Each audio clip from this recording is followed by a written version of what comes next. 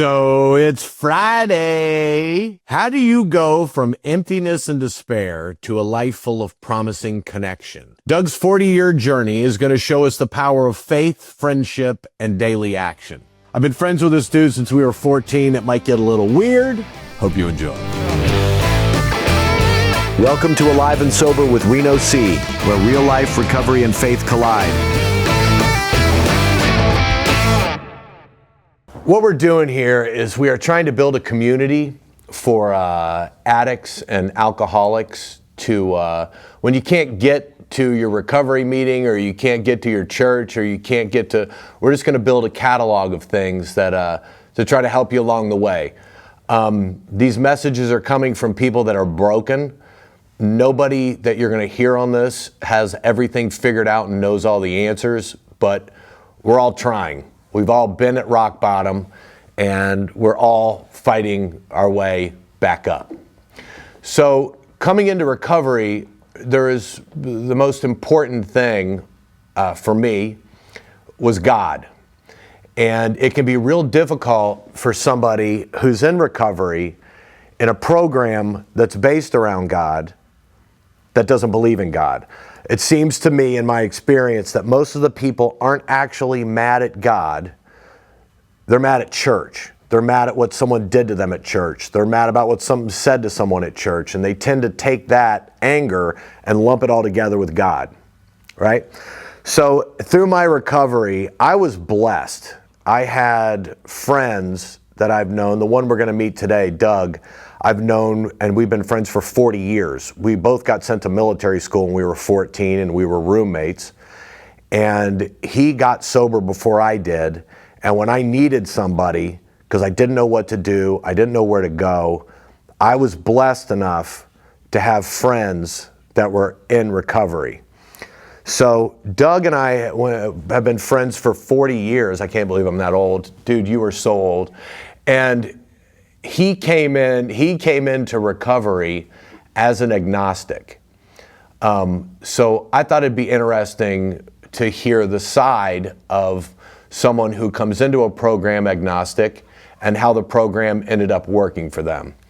So Doug, what's up, buddy? What's going on, It's good Reno? to see you. Doug got sober, but apparently he still lives in his car. I do. And actually, I'm in a van down by the river. Can you see the river in the background there? I don't know if that's copyrighted, but I'm literally sitting looking at the Ohio River right now. Attaboy. So it does get better, right? It does. It does. Life is great. Life's good. So, dude, tell everybody what it was like going into recovery as an agnostic. And if you would, only because I lived with you at this time, a little bit about your job as an EMT and what your feelings were at the time before recovery, and you know what I'm saying. Yeah. No, I'm glad you brought that up because it's important to establish for me the how I arrived at being agnostic, and I can tell you there are some real clear breakpoints for me. I was raised in the church. My birth mother, was very involved in Oh yeah. church, and as a young man, so was I. And my mother got ill when I was 13. And she passed away when I was 14. And it was during this time that, as you do, there was a lot of praying and God, please help my mother and that kind of thing. And well, she died. And you mentioned that thing about resentment. I didn't know it at the time, but I have since learned along my journey that was my first real resentment. And my resentment was with God. Because God didn't save my mother, right? And so even before I became an EMT, and you mentioned about us being roommates and things, I think that it's important to understand that I was never comfortable inside my own skin. I was never really okay with Doug, and In about 6 months' time, my mother died. I was sent 500 miles away to military school, and I was surrounded with a bunch of people that intimidated me, that I didn't understand, and needless to say, we're all impressionable at age 14, right? Yeah. Yeah.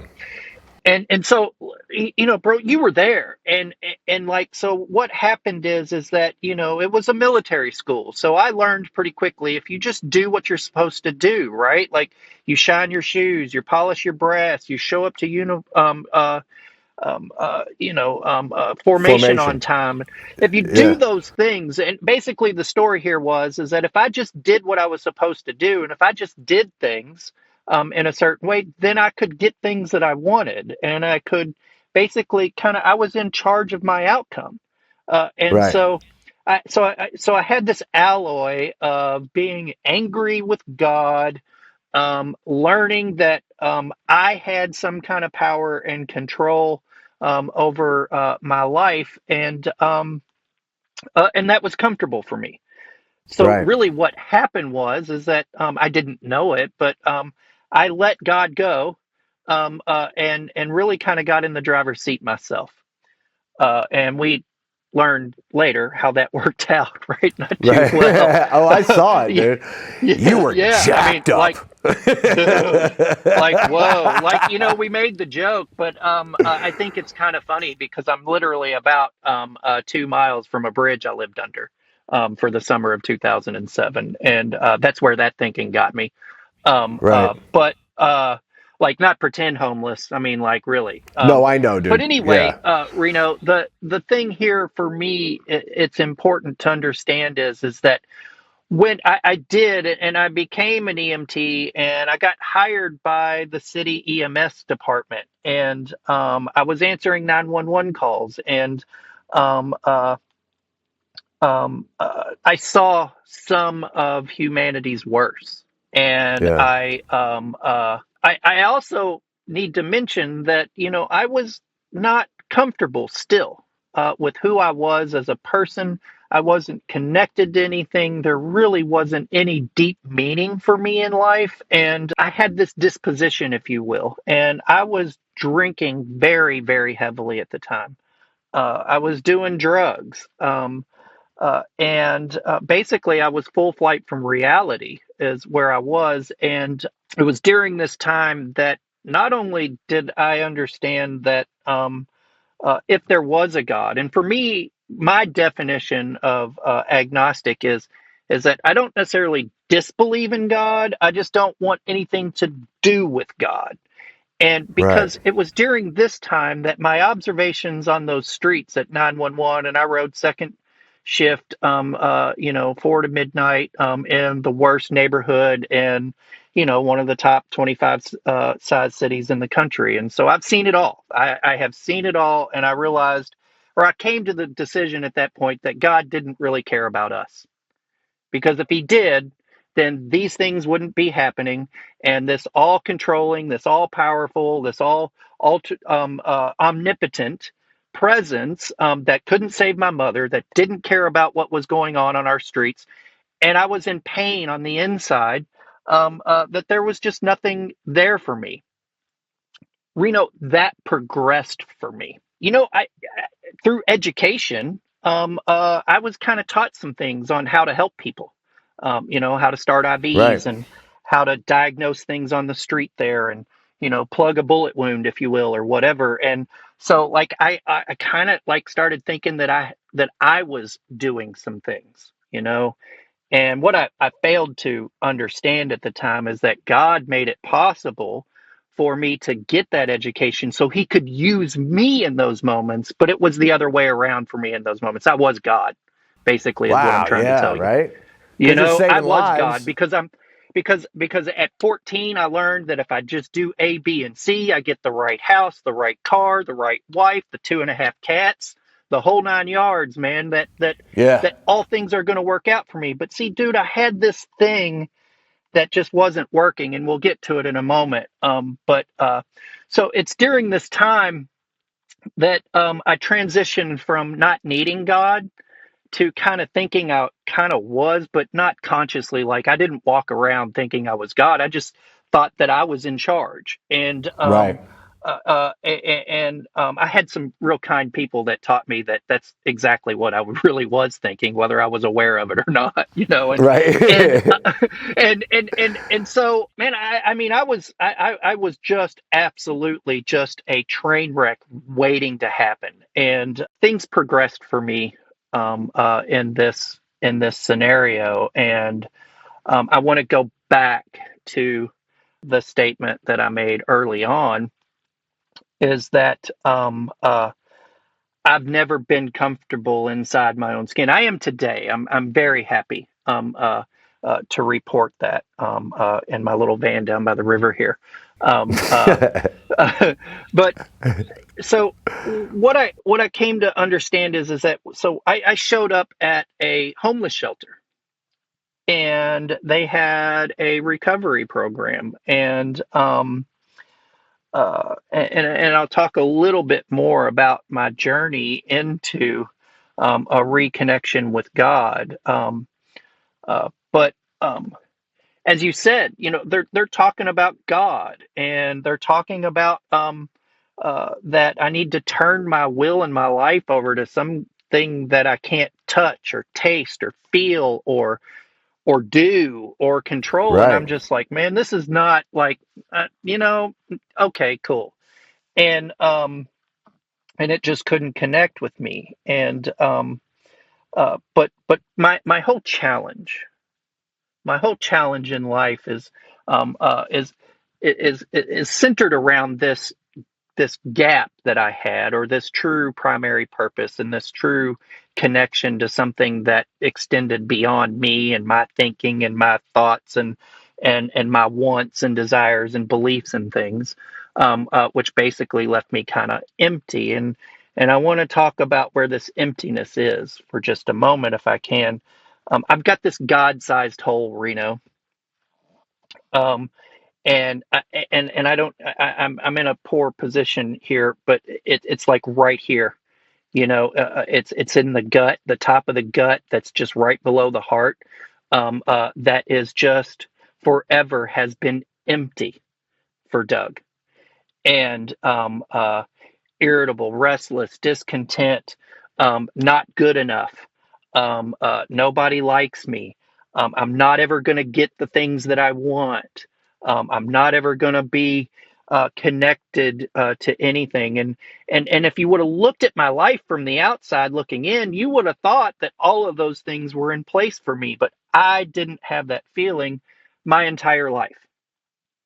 And I call it my God-sized hole, primarily because I spent, gosh, Reno, 24 years, I think, 25 years, trying to shove everything in that hole that I possibly could. I shoved alcohol. I shoved drugs. I shoved relationships. I shoved money and cars and house and prestige. I shoved approval from others in this hole, right? And it just never was enough.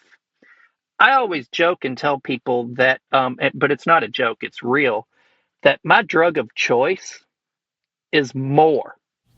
Yeah. I want more, Reno, of whatever it is, dude. Like I don't care. Like I want more alcohol. I want more money. I want more respect from you because I just need it, right? Because I am just void and empty. There is no foundation to this spirit, if you will. Right. And so here I am sitting here in this homeless shelter with these people telling me that I need to have some kind of connection with something that is bigger than me and more powerful than me. And I have this lifetime of like I'm at the point to where I kind of pity people that go to church. I'm like, dude, I'm sorry you need that. I don't. Right. I'm in a Right. homeless shelter, dude. Like, haven't seen my kid in a year and a half because they won't let me. Like, divorced. everything I own is in a backpack, but I'm still looking down my nose at people that say that they need a connection to God. Yeah. And I tell people that that's what had to happen to me, Reno, because I mean, I have to tell you, dude, but I am super hard-headed. Yeah. I am We partied super together. I hard. got you. Yeah, like I am beyond like as a matter of fact, I have a mentor that stood up in front of a room yesterday and talked about my hard-headedness and my intensity, but he used nice words like passion, you know, Yeah. Yeah. you know, things That's like like that. that's like in the South when somebody's kid is jacked up, they don't want to say it, so they go, "He's just out working on his testimony." You That's know what I right. mean? Like That's right. he's a bad kid. He's working on, you know what I mean? I I love do. it, Yeah. dude. Dude, like I've got a PhD in my testimony. Let me tell you, man. And so, so anyway, I'll just I'll jump in right here, man, and just say that I had to alienate myself from everyone and everything, whether I did that on purpose or whether I did it through my actions in a blissful state of ignorance. I mean, you and I've talked about it. Like, I'll never forget that phone call with you, and you were like, dude, you were. I mean, I was definitely like a hot mess, you know, and you were still Yeah. holding some things together, and you were like, look, bro, like I love you, man, but I can't help you, and I don't know how to help you. That was kind of Right. like your loving way of saying, like, Doug, dude, you like, I love you, but you got to go. Like, I can't tell you how many of the most important people in my life, like, I just sat back and allowed that to happen. Like, it was painful. I am absolutely certain from your side of the table, it was painful. But dude, I had no solution. I had no answer because I was empty on the inside. I was cramming everything in this God-sized hole, and just nothing was working. And I mentioned being under a bridge, and I really was like No, I 150% know. homeless, you know, Right. and No one knew where you were. nobody knew. Right? Yeah, even my Yeah. parents. You know, man, I woke up one day and I was like, dude, this wasn't on the brochure. You know, like I'm like, hold up, man. Like, you know, this was not that. Like, I didn't see this on the bingo card. You know, Right. and it shouldn't have been. I had every opportunity in life that anybody could possibly ever want for or desire. Like sometimes I'm almost ashamed, you know, to think Right. about like how hard people really have it. But anyway, so it was through this alienation of everything, including me, that I ended up hopeless. And at that bottom that you talked about, I had no hope. I had no spirit. There had been one or two suicide attempts, half-hearted, by the way, Right. but genuine. Sure. And I was bankrupt, spiritually, emotionally, mentally, physically. I think that I, through my just sheer hard headedness, had, and please hear me, anybody out there listening, you don't have to do it this way. This is not the prescription, Right. right? Right. Like you can stop a lot sooner than I did. Like you don't have to go to the level that I did. But just me, my story is I had to. And what happened for me, Reno, is that I had eliminated everything out of my life so that God could come into it because I Wow. had nothing else left for me. And so I was willing. And I had been hanging around this facility for a few years and I was watching people. Like I was watching their lives improve and that's what I did for a long time. I treated consequences, Reno. Like I would try to, you know, stop drinking for a little while and get a job and, you know, and another car and stuff like that. And I did that for like 5 years, you know, like that was no problem for Yeah. me. I've got an education, you know, I can run my mouth, I can do whatever, I can make things happen, you know, and, um, uh, but the problem was is that I was still bankrupt on the inside, and but I were watching these people not just get stuff, but get happy Right. and laugh and be a part of something. And I wanted that. I wanted that more than anything in the world. And uh, but I couldn't cross that bridge right away. As an agnostic, I was like, okay, there's something out there, but it doesn't care about me. So what I did is that I kind of turned myself over. Well, first thing I did is I was like, well, I don't know. And I meant that. Like I didn't know anything. I don't know how to live drunk. I don't know how to live sober. I don't know how to think, feel, believe. Like all bets were off for me. So I became willing, and I got involved in a program, and I turned my life over to that program. For the first time, Reno, I turned my life over to something else. Yeah. And those people had turned their life over to God, but I just kind of turned my life over to them. And then it was to a mentor of mine. And then it was to a group of people that I began to form a friendship with. And just through natural progression and taking a look at my life and looking at some things, I began to form a relationship with God. And I learned in this particular portion of my journey, Reno, that God had always been there, and I had always like that childhood experience from 1 to 14 never went anywhere. All that time in church and Bible study and Sunday school and all of that stuff, that was all there. The problem was for me is that God was out here and I was down here, and there was never any real connection. Right. Hence, I didn't think he cared about me, or I didn't think he had any involvement in my life. And it was honestly because I didn't have any involvement with God. That's what happened. Yeah. And as soon as I started taking a couple of steps towards God, Reno, then God started taking giant steps towards me. And I became teachable. I got connected to a purpose, a vision of where it was. And it's funny. I was on social media last night, and I connected with a gentleman, Brother Luke. He's at the Abbey of Gethsemane here in Kentucky, and we go out there part of our spiritual program and spend time with Brother Luke. And there's a hill. And it has a cross on the top of it. I mean, this abbey was like one of the oldest in the country, like 1849 or something like that. And we go out there to spiritually reflect. And I remember coming off that hill for the first time, and after talking with Brother Luke about God and some of my challenges and things, and he just had this uncanny way of making me feel very comfortable, Reno, in Right. uncomfortability. Like he just was like, "Here, man, it's okay. It's okay that you don't understand all this right now. It's okay that you don't buy completely into this. It's just one step at a time for you, Doug. It's one thing." And I remember sitting up on top of that hill reflecting for about an hour on some work that I'd been doing, and I realized that I was okay.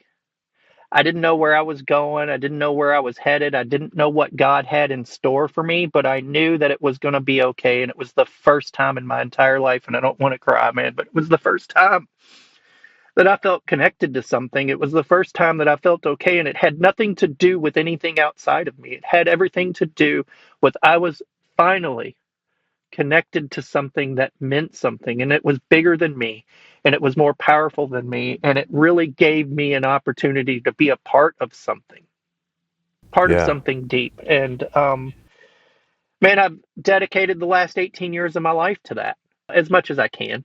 And I'm happy to report that generally every day I wake up and I don't need God. But at least I'm wise enough that it usually takes about 10 or 15 minutes for me to run around inside my head alone to realize that, yeah, buddy, you do.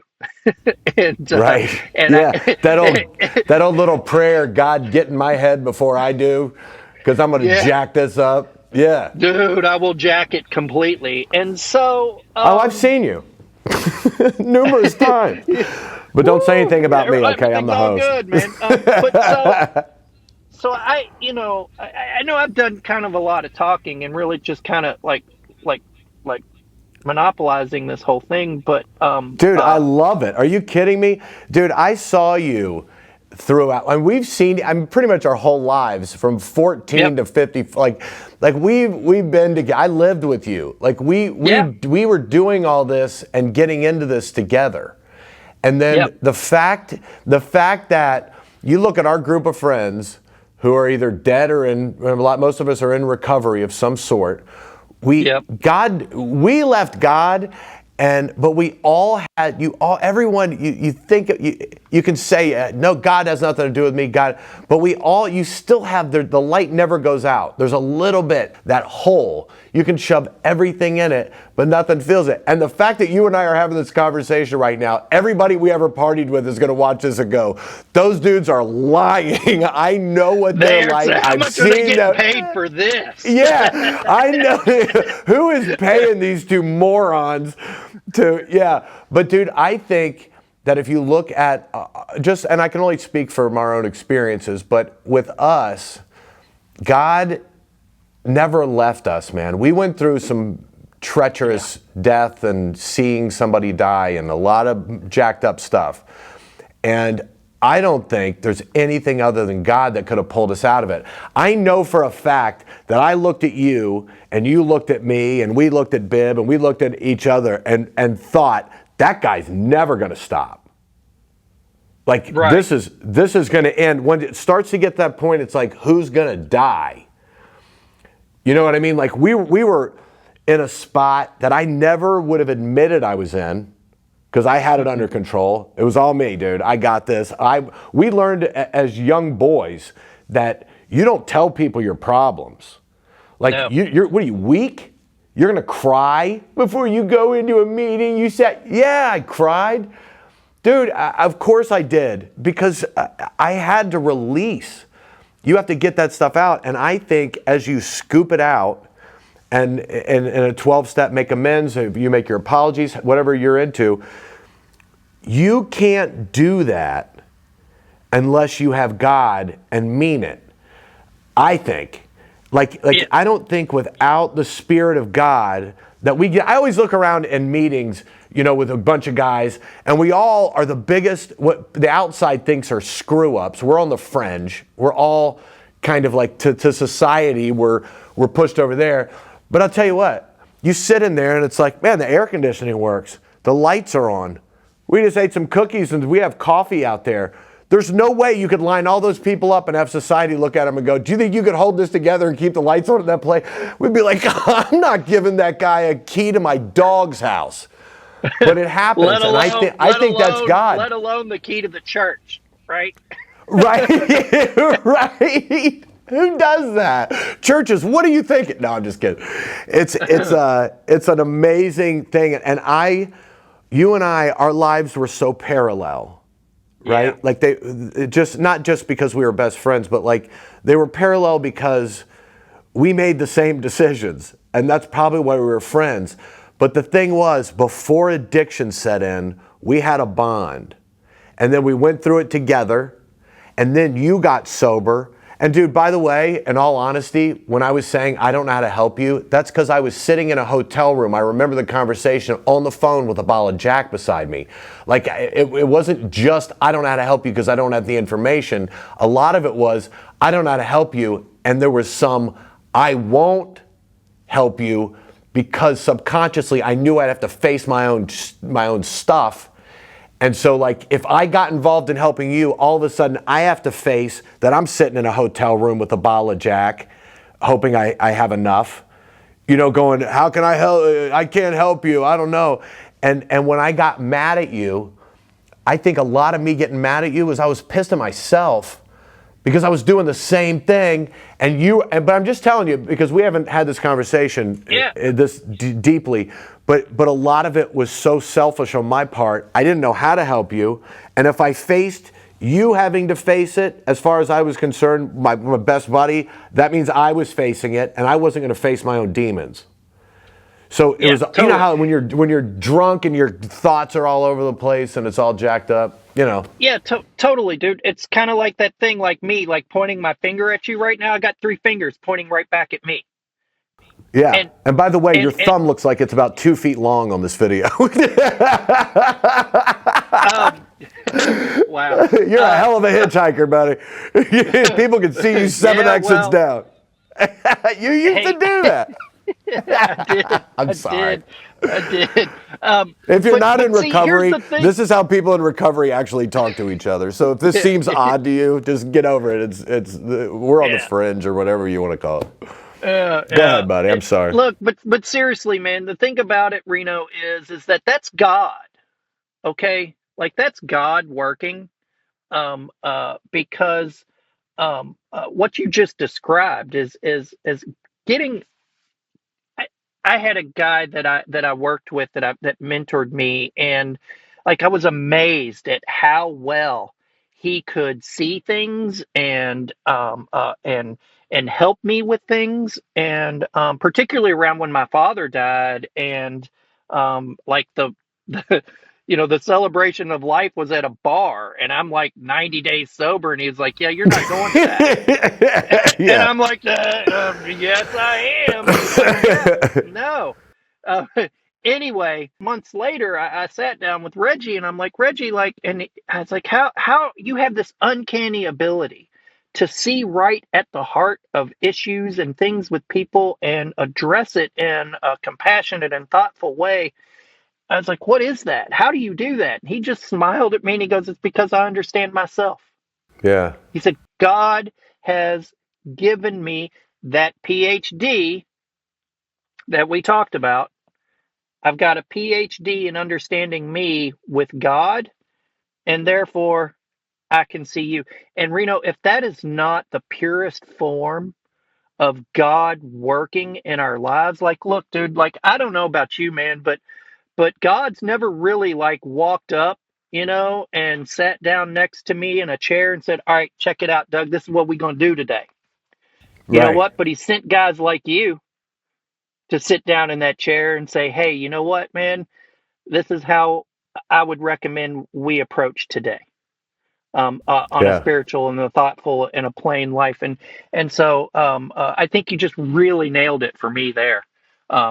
Is that we're going to run from that. We're going to Yeah. run from that because that's a heck of a responsibility.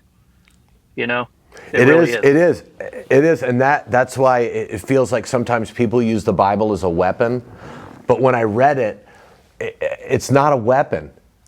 It's Mm-mm. really, especially everything Jesus said. I mean, it's laid out right there. And even if you don't believe in God, you're not going to go wrong by not stealing, cheating on your wife, running around like a moron. And the other thing is when I learned what Jesus actually said, it's an awful lot different than what I thought, right? And I know in our recovery groups, God is very vague. It can be, a higher power, whatever. All I'm speaking to is what, to me, it's Jesus, and that's where I go. And I don't look. The most important thing to me is people getting sober. Like, you can't find God drunk. You can say stuff to him. You can make a lot of promises. You can, but the chaos and the thought and your brain and your heart and your soul, all that secret that you're carrying around will weigh so much that you can't do anything else. I found that. I don't know. And in that God-sized hole you're talking about, God's the only thing big enough that can fill it, to paraphrase it, I guess, or whatever that word Yeah, is you're well, supposed to say. and more importantly to that, Reno, is that it's more than just the alcohol. And to your point, it's lust. It's all of those things that if we just follow it, whether we believe in God or not, our life monumentally gets easier and better. Period. Yeah. I mean, I do believe in God, but I think about, I'm like, why wouldn't you even? And then the other thing is people go, oh, it's hocus pocus. It's like Harry Potter. Then why do people get mad at God? And you don't hear people run around yelling at Dumbledore for whatever that guy's name is. They're not mad at him. That's fantasy. If you find yourself drowning and you are convinced that this is it, you're going to die, you're either going to find God or you're going to die. I mean, I don't see any other way around it, and I don't mean to stomp on people's toes, and I don't. But in Yeah. the few years that I have, and I could blow the whole thing, I could drive out of here and go get a drink right now. Yeah. But who do I go to when I start thinking along the lines of that? I go directly So to God. I don't. Go ahead, buddy. I don't mean to. no. I mean, you're onto something there, and really what that is that I weaponize that. To go back to that point that you were making earlier, is to put a barrier between myself and the reality of the things, and part of that is you said something about finding God. Look, dude, I had faith. I had faith in bourbon. I had faith in marijuana. I had faith in women. I had faith in money. I had faith in all of these things, you know? And so it's Yeah, impossible for me to have a relationship with God when my relationship priorities are in those things. Those things I'm shoving inside this hole that never fill it. And so finding God it's not, for me, it's not that. It's about not ever being able to form a relationship with God. And that's the yeah, key. And that's what I found in recovery and on the journey, because to your point, I was desperate. I yeah, was absolutely desperate. I had alienated myself from everything and anything, and I had nowhere else to turn. And I just yeah, pray every day that people don't have to get to that point, because you don't have to. Like, it's yeah. free. It's Yep, free. it Just is free. grab it. Just grab it, Yep. man. You know? Dude, So, I have absolutely loved this. yeah, me too. It's been good, dude, and I know you know where we've been and what Yep. we've been through. Not as bad as some, worse than others, whatever. That doesn't even matter. But the Yeah. fact that we're both sitting here doing this, you guys listening to this, you may not believe this, but he sounds so smart. He had a lot of D's on his report card, and how A he turned lot. out like this, it's got to be God. There's no way that dude could put all this together. I've been up with him at 4 o'clock in the morning having conversations. It wasn't nothing like this. So, dude, No. all right, out of all the steps, I know this is Yeah. like being on a game show, and I don't want to throw you in here, but what step meant the most to you? You have 5 minutes, go. That's funny. That's easy. We're talking about in like a 12-step program, right? In a 12 step, yeah. Yeah, like, because there's many of them. Sure. So most people will respond with like the first step, which is admitting you've got a problem, and things are unmanageable. Most people will respond that it's the third step, where regardless of which 12-step program you're involved in, is some form of turning your will and your life over to the care of God and that kind of thing. That was not it for me. The most impactful moment was, for me, was back to that hill at the Abbey of Gethsemane, was in 6 and 7, where it talks about our defects of character and our shortcomings and turning those things over. Reno, because I got You huge like the payoff. grungy part. You like the digging in deep, painful Well, part. It's great, dude. I'm with you. that's where my spiritual experience came from, man. Because Yeah, and that's where I the mean, work gets done. because the first two things I mentioned, 1 and 3, are decisions. There's no action there. There's no Yeah, action in that. Those are just decisions, right? And the right. real action came when I had to come to grips with the parts of me that needed to change. It's rooted in humility, right? That I don't have the power to change those things, that I need God to do that. And then humbly asking God to help me change that. And here I sit by the river 18 years later, still looking for that kind of help. And I think that's the bond that I have with my higher power, God. That's the bond that I have with the continued action in it. So for me personally, it's that every day needing God on a one-on-one basis to say, all right, God, help me out here. Yeah. Help me out here.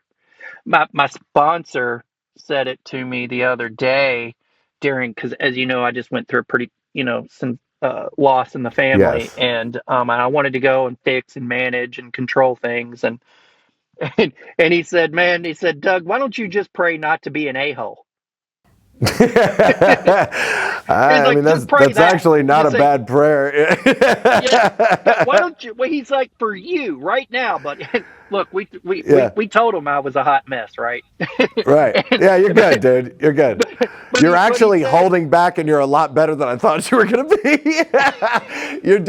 You're so professional. And part of me is like, yo, if you could hang out with them, it ain't always like this. yeah, But yeah, but seriously, man, like if I didn't have that every day, and that was the impactful moment for me, was really just putting rubber to the road. Like it's okay to think about God. It's okay to talk about God, but am I applying it and using it to make me a better human being? And then I would say, second to that would be step 10. There's a book that's written that really kind of was the genesis of all of the 12-step programs. And a lot of people skip over this little sentence in there. It says, our next function is to grow in understanding and effectiveness. yeah, That's around step 10. So, step 10, which is constantly staying in touch with who I am, how I'm thinking, how I'm reacting, how I'm behaving, and then turning that right back around in 6 and 7 and saying, okay, God, this is good. This is not. I need your help with this. That's a dude, relationship with a higher power, brother. I That's a love it. relationship with God. That Yep, is what fills the God sized hole. that a boy. I gotta say, I think that everything you said, normally I would have watched this and hoped that while you were sitting in that van down by the river, someone would rob you and we'd have it on video, and then this podcast would be so big. Like we would be the hugest podcast. Everything Dude, that I you got gotta tell robbed. you, man. I gotta tell you this. I'm gonna share the whole thing with you offline to like where Yeah. I'm actually sitting. But dude, I gotta tell you, like halfway through this podcast, I looked up and two cops in like one of those SUV things, not like a Yeah. cop car, but like a 4x4 like SUV Right. thing. Yeah. Because I'm in a Yeah. park down by the river. They come walking by and I'm like, dude, please knock on the door. Like, No, it would have been sir, killer. are you okay? Like, sir, are you okay? And I'd be like, well, officer, Yeah, actually, you're on Back to the Bible. you're on back How do to you the want to act Bible right now, now. tough guy? Yeah. Can I You know tell the you about worst my is when Lord they and Savior? recognize you. Yeah. Can I, It's the worst is have you when heard if about they my Lord and recognize you. Savior, Officer Henry? Yeah, let's talk about it. Dude, Let's you know talk what's about funny? it. It's like you ever see a cop that you knew from something weird, or the worst is not the worst, it's the best. But I'll be walking through Walmart with my family or something, or the grocery store, and somebody who doesn't look like me or is dressed like me or anything like that, all of a sudden I'll be walking, pushing my cart, and all of a sudden you hear Reno, and this big giant dude just runs over and hugs me, and my wife looks at me and goes, and I go, and they know right exactly where I Yeah. know it from. But the bond in there is so beautiful, man, that Doug, I don't want to keep you, dude. I love Yeah, you, it's been and good. I want to hear the rest of the story about this park that that you're in, and Right. we'll talk offline. Yeah. Yeah, Well, I love you very much. It's an honor to serve God and do that side by side with you, Reno. And I hope that if anyone out there hears one thing from me today, it's that you're not alone. You don't have to do this alone. Um, uh, that God is there waiting, and you can work it at your pace. Love you, brother. love you, dude. Beautiful. Well, I got to tell you guys, I really, now that he's not here, I didn't know he was that smart. I mean, we spent a lot of time together, and I got to be honest with you. Make sure you cut his mic off so he can't retort any of this. Um, but I think what we got out of it, man, was he came into it an agnostic, and I knew him. And I knew him and met him right after he lost his mom. And at the time, I didn't understand what that would be like. You never think about that.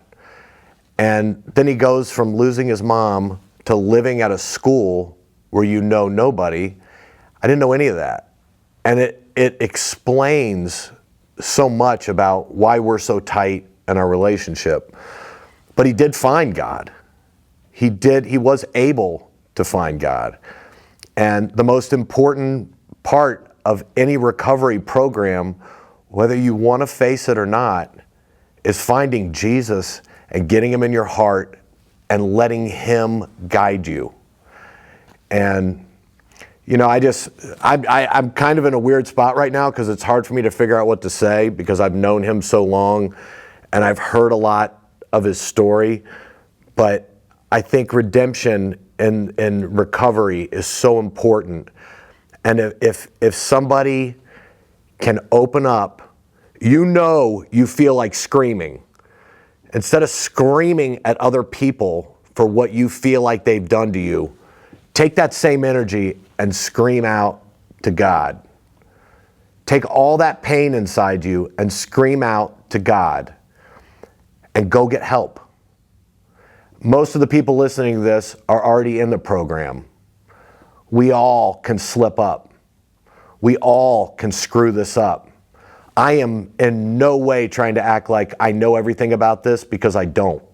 I just found out my best friend knows 100 times more about this than I do.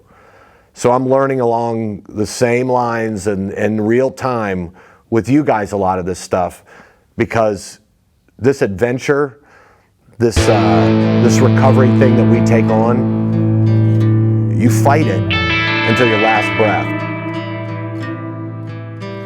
I hope that Doug's story is an encouragement to you people out there. And just remember, every step in recovery and life matters, even the little ones. So keep trusting and leaning on God and keep moving forward. That's all for this week, but I will be back on Monday with more inspiration from God's Word and maybe a laugh or two, who knows. I hope you can join me. Have a wonderful weekend. And if no one told you they love you today, I do.